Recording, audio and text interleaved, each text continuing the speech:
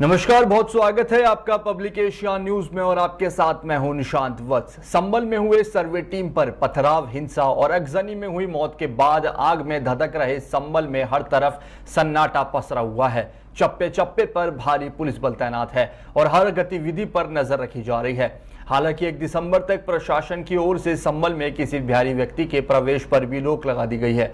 वहीं संभल में ईंट और पत्थर खरीदने वालों पर प्रशासन ने अपना शिकंजा कस दिया है। इस प्रकार के सामान खरीदने वालों पर सीधा जेल की कार्रवाई की जाएगी। लोगों की दुकानें बंद हैं और मरने वालों के परिजन उस दिन को कोस रहे हैं जिस दिन ये बवाल हुआ था। इस हिंसा में किसी ने अपने बेटे को खो दिया तो किसी ने अपने व्यापार को हिंसा की आग में भेंट चढ़ते देखा। वहीं संभल की हिंसा के बाद पीछे छोड़ गई कई दर्द के निशान, एक ऐसा दर्द जो शायद सालों तक याद रहेगा। हालांकि संभल पर जिले के जो अधिकारी हैं, डीएम से लेकर आईजी और कमिश्नर तक डेरा डाले हुए हैं। इसी बीच सपा सांसद जियाउर रहमान बर्क ने अपने ऊपर हुए दंगा भड़काने के आरोप पर एफआईआर की कार्रवाई को साजिश बताया है। देखिए संभल से हमारे सहयोगी मोहित भारद्वाज की खास रिपोर्ट।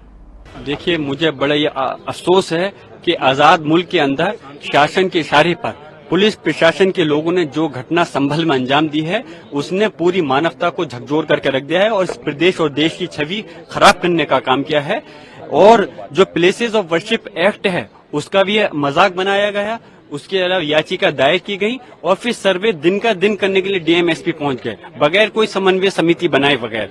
खैर, उस दिन हम लोग भी मौजूद थे, हमने बहुत सुकून के साथ सर्वे कराया, कमेटी चली गई। जुमे के दिन हमारे नमाज पढ़ने से हमारे लोगों को रोका गया, हमने माहौल बनाया, हमने नमाज पढ़वाई और बहुत से लोग नहीं पढ़ पाए इनकी अत्याचार की वजह से, फिर भी सुकून रहा।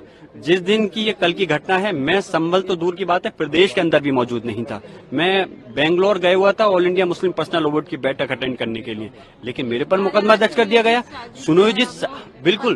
सुनियोजित साजिश है, सही कहा, लेकिन ये साजिश जनता की नहीं, पुलिस प्रशासन की साजिश है। जब जनता को पता नहीं कि कब सर्वे करने के लिए आप लोग आ रहे हो, तो जनता क्या साजिश करेगी? और ये साजिश पुलिस प्रशासन को पता था कि हम रात के पहरे में जा रहे हैं। इन्होंने साजिश के तहत सरकारी असलों के साथ प्राइवेट असलों से गोली चलाई है। हमारे 5 मासूमों की हत्या करी है, बहुत से लोग घायल हैं, झूठा मुकदमा दर्ज किया है और अब उनके साथ अत्याचार होगा। मेरा अफसोस है कि इन अधिकारियों के खिलाफ हत्या का मुकदमा दर्ज हो और ये सलाखों के पीछे जानी चाहिए। आप संभल जा रहे हैं? संभल इंशाल्लाह मैं जल्दी जाऊंगा। मेरा घर क्या प्लानिंग है, क्योंकि आज लोकसभा स्पीकर से मिलकर के हमने मांग की है माननीय अध्यक्ष जी से, माननीय राष्ट्रीय अध्यक्ष जी के नेतृत्व में। क्या हुआ, आपको क्या पता लगा? हमें ये पता चला ये गोली मार दी पुलिस ने, पुलिस की गोली लगी है 10 बजे, पौने 11 बजे की। पौने 11। आपका नाम क्या है? इरशाद हुसैन। इरशाद जी, मैं मामा हूँ लड़के का जी। तो क्या पता लगा इरशाद भाई? वहाँ जो लड़के साथ में थे, वहाँ पे सीओ साहब वहाँ छोटे गेट पे थे और सीओ साहब के इशारे पे सीओ साहब की कारस्तानी से गोली चली और वो वहाँ जो वो हकीम जी वाली मस्जिद के पास नल है, वहीं से सीधी गली में से गोली आई, उसके पेट पे लगी जाए। तो ये किस जगह पे, उस मस्जिद के आसपास? हाँ नहीं, जाम मस्जिद से बहुत दूर, बहुत दूर, ये जहाँ 200 ये हाँ तलक गोली मारी है। जो दुकान पे गोली लगी थी आप दिखा रहे थे? जी जी जी, यहाँ पे भी। हाँ हाँ। तो उसके बाद नईम को फिर हॉस्पिटल ले गए, हम भी ले गए, यहाँ पर ले गए भूरे खां के रोड पे, उस हॉस्पिटल ले गए, फिर चंदोसी रोड पे ले गए, हम मतलब मृत्यु हो गई उनकी। तो हॉस्पिटल में कोई डॉक्टर देखा, पुलिस ने कुछ कहा? पुलिस ने नहीं गया, पुलिस ने तो कहा दिखा दो, हॉस्पिटल दिखाओ, कहीं भी दिखाओ। हमें अब जो पोस्टमार्टम के लिए लेके गए थे, हमारे साथ यहाँ पे 200 पुलिस वाले आए, कप्तान साहब खुद मौजूद थे। हमने उनका कोऑपरेट करा, लाश को उठवा दिया और उसके बाद में इन्होंने क्या करा, वहाँ पे 3 लड़कों को लाते मार के अमित चौधरी ने भगा दिया वहाँ से। कोई ऐसा है जिसने देखा हो ये सब होते हुए? जब नईम को गोली लगी तो कोई आसपास आप में से कोई भी मौजूद रहा हो? अच्छा, आपका नाम क्या है? मेरा नाम इम्तियाज। थोड़ा आगे आ जाइए, इधर आ जाइए, इधर। नहीं, मैं फिलहाल घर पर ही था, मुझे पता नहीं। अच्छा, क्या पता लगा आपने? घर पे क्या सुना? घर पर मैं ना कुछ इस तरीके से घटना, मैं घर पर सो रहा था, मेरी आज तबीयत खराब थी, तो मुझे पता चला कि उनके गोली लग गई है। जब मैं नईम भाई को। ठीक, जब हम यहाँ पर आए तो लोगों से यही सुना है कि पुलिस ने ही गोली मारी है उनको। बस ये हमने आवाम से सुना है, लोगों से सुना है। भाई आप ये बताइए कि क्या नईम प्रदर्शन करने भी गया था जो जी नहीं सर, प्रदर्शन नहीं करने गया था, वो दुकान पे ही कह के गया था। गोली कहाँ पर लगी उसको? दुकान पे गोली है लगी इसी बाहर ही लगी जाम मस्जिद की। वो तो सामान लेने जा रहे थे। 200 किलोमीटर पुलिस तो यहाँ तक मार कर रही है ना, बहुत दूर तक मार करी है पुलिस ने जी। मैं ये कह रहा हूँ कि जब गोली लगी है तो उस वक्त नईम भाई दुकान पे थे या मस्जिद के पास? वो सामान लेने जा रहे थे दुकान तो बहुत दूर है ना। तो रिफाइंड का पीपा लेने समोसे जाते हैं नहीं, हमारे समोसे बिकते हैं, मैदा और रिफाइंड का पीपा लेने गए थे। तो अभी पुलिस ने आपसे क्या कहा जब शव को लेकर गए हैं पोस्टमार्टम?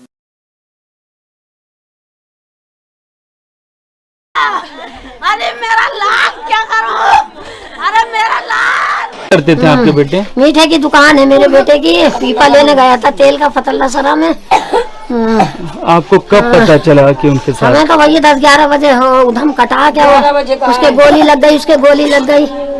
आप क्या चाहती हैं सरकार? गया कपड़ा वहाँ से फोन कर दिया उनने, लौंडे ने दिल्ली से माल लेके आया, उनने फोन कर दिया, वो चला गया वहाँ को। वहाँ से जाने के बाद में वो दुकान पे माल रख के और आ गया था, गोली मार दी। सरकारी पट कर दे, सरकारी चिट कर दे, तो उसके हाथ में, सरकार के हाथ में, तो सरकार के हाथ में, हमारे हाथ में क्या? अगर वो अभी हम बैठा हूँ, कंफर्म हुआ उसके सब दफन हो चुके। अभी एक 14 का वहाँ पे मुरादाबाद में इलाज हो रहा था, वहाँ से डॉक्टर के माध्यम से कुछ पता चला, वहाँ पे उसके एक आदमी के भी वहाँ पे आज का कंफर्म कर रहा है डॉक्टर साहब ने। उसके कितनी से एफआईआर दर्ज हुई है, कितने अरेस्टिंग हुई है, इसका थोड़ा जिक्र कीजिए। जनपद संभल में जो कल जो घटना हुई जिसमें करीबन 19 के करीबन पुलिसकर्मी हैं वो कल घायल हुए थे। मेरे पीआरओ और मेरे सीओ, इनके पांव में गोलियां भी लगी थी, और एक हमारे कांस्टेबल हैं गुन्नौर थाना के, उनके फ्रंटल बोन फ्रैक्चर भी हुआ है, उनका इलाज है वो मेरठ मेडिकल कॉलेज में चल रहा है, जो कि बहुत ही अनफॉर्चुनेट इंसिडेंट था। उस इंसिडेंट से रिलेटेड अभी तक कुल 7 एफआईआर है, 5 थाना कोतवाली संभल में और 2 थाना नखासा चक्र में अभी तक पंजीकृत की जा चुकी है, जिसमें करीबन 2500 के आसपास अज्ञात लोग हैं, उन लोगों के खिलाफ मुकदमे हैं वो पंजीकृत किए गए हैं। इसमें कुल 6 ऐसी मोटरसाइकिल और कार है जिनको पत्थरबाज या उपद्रवी जो हैं उन लोगों द्वारा जलाया गया था। उसमें जो एक एफआईआर है थाना नखासा पे जो हुई है वो उसके बाद ही हमारे शाह फैसल करके सब इंस्पेक्टर हैं, जब वो अपनी सरकारी लेपर्ड गाड़ी से जा रहे थे तब उनको जो हुड़दंगी हैं उन लोगों द्वारा उनको रोका गया। उनकी पिस्टल से मैगजीन है वो छीनी है, पिस्टल वो खुद पैदल फिर दौड़ के भागे, बगल की चौकी में जाके उन्होंने अपनी जान बचाई, और उनकी बाइक है उसको टॉर्च कर दिया गया था। उसी तरीके से जो सीओ हैं जिनके पाँव में गोली लगी थी उन्होंने भी अपना मुकदमा दर्ज कराया है, जो पीआरओ हैं उन्होंने भी अपना मुकदमा दर्ज कराया है, एसएचओ द्वारा अपना अलग से मुकदमा दर्ज कराया गया है, और पूरे इंसिडेंट की भी एफआईआर हुई है। इन सब एफआईआरों में जो लोग इन्वॉल्व रहे हैं उन सब की सीसीटीवी फुटेज और ड्रोन से जो फुटेज लिए गए थे इस पूरी घटना के, वो सारे फुटेजेस रिकवर कर लिए गए हैं। उन सबको प्रोसेस करके जो व्यक्ति इस घटना में इन्वॉल्व थे उन सब लोगों को आइडेंटिफाई किया जा रहा है, और आइडेंटिफाई करने के बाद में इन सब लोगों को गिरफ्तार करके जेल भेजा जाएगा। मैं उम्मीद करता हूं कि अगले 24 से 48 घंटे के अंदर एक भारी धरपकड़ जो अभियान है उसके तहत कार्रवाई की जाएगी। अखिलेश यादव अपने बयान में कह रहे हैं कि 5 मौतें हुई हैं, एक बार मौतों को जरा बता दीजिए, कितनी मौतें तक हुई हैं फिलहाल? अभी तक 3 डेथ हैं वो इस इंसिडेंट के अंदर, जिस भी कारण से हुई हो वो हुई है, जो कन्फर्म्ड है जिनको दफना दिया गया है। एक व्यक्ति की अनकन्फर्म्ड सोर्सेज से पता चल रहा है कि व्यक्ति की डेथ हुई है, उसकी डेथ मुरादाबाद में दौरान इलाज हुई है, किस कारण से हुई है वो पोस्टमार्टम से पता चलेगा, और जब वो हमें यहाँ पे आएंगे तो बिल्कुल उनके लिए फैसिलिटेट किया जाएगा और उनकी जो मदद है वो की जाएगी। सपा सांसद और विधायक पुत्र पर भी एफआईआर दर्ज हुई है?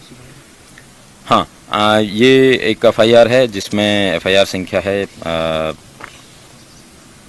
335/24। दीपक राठी नाम के हमारे चौकी प्रभारी हैं, उन्होंने जो जियाउर रहमान बर्क सन ऑफ ममलूक रहमान और सोहेल इकबाल सन ऑफ नवाब इकबाल और 800 अन्य लोगों के खिलाफ मुकदमा दर्ज कराया है, जिसमें इन्होंने बताया कि भीड़ को भड़का के इनके द्वारा बलवा करवाया गया है। उल्लेखनीय है कि जिस दिन सर्वे हुआ उससे एक दिन पहले इनको 168 BNSS का नोटिस है, जो कि 149 CRPC का नोटिस पहले माना जाता था, जिसमें कोई भी कॉग्निजेबल ऑफेंस कोई व्यक्ति कर रहा हो या करने वाला हो, उसकी अगर अंदेशा होता है तो आप उसको ये नोटिस देते हैं। ये इनको दिया गया था।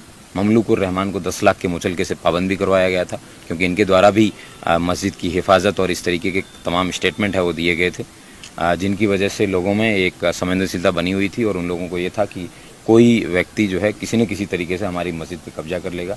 इस तरीके की रूमर मॉन्गरिंग है वो इन लोगों द्वारा की गई और जिसकी वजह से ये लोग इस तरीके से इकट्ठे होकर आए हैं। मैं उम्मीद करता हूं कि इन्वेस्टिगेशन में जो आयु है वो मेरिट पे विवेचना करेंगे और उसके आधार पे जो है आगे की विधिक कार्रवाई सुनिश्चित करेंगे। अभी तक 25 लोगों की अरेस्टिंग हो चुकी है, जिसमें 2 महिलाएं हैं जो थाना नखासा क्षेत्र में, जिन्होंने कल जब DM साहब में और DIG साहब हम सब लोग पेट्रोलिंग पे थे और उधर नखासा क्षेत्र में जो बवाल चल रहा था उसको कंट्रोल करने के लिए जा रहे थे, तो छत के ऊपर से महिलाओं ने पत्थर बरसाए थे। तो उस घर में जो 2 महिलाएं जिन्होंने पत्थर बरसाए उन दोनों को गिरफ्तार किया गया है और जो अगला बगल वाला घर था वहाँ से जो फायर आया था उसकी वजह से PRO के पाँव में गोली लगी थी, उसका भी मुकदमा है वो थाना नखासा में हमारे PRO द्वारा दर्ज कराया गया है और उसमें भी विधिक कार्रवाई है वो सुनिश्चित की जा रही है। कल सर कर्फ्यू जैसे हालात है, आज क्या स्थिति है? जनपद संभल की स्थिति बड़ी सामान्य है। आप देख सकते हैं मार्केट्स हैं वो खुल गए हैं, सामान्य रोजमर्रा की जो भी सारी चीज़ें तमाम चीज़ें वो मिल रही हैं। आज मंडे को बंदी है लेकिन उसके बावजूद भी शॉप्स हैं वो ओपन है। संभल तहसील है जहाँ पे इंटरनेट बंद है, बाकी गुन्नौर और चंदौसी तहसील में किसी प्रकार की कोई जीवन है वो सामान्य तरीके से चल रहा है और मैं उम्मीद करता हूँ कि जो लाइफ जो है नॉर्मलसी को आ गई है और संभल के नागरिकों से अपील करता हूँ कि पुलिस उनके प्रोटेक्शन के लिए, पुलिस उनकी सुरक्षा के लिए, पुलिस की वो मदद करें।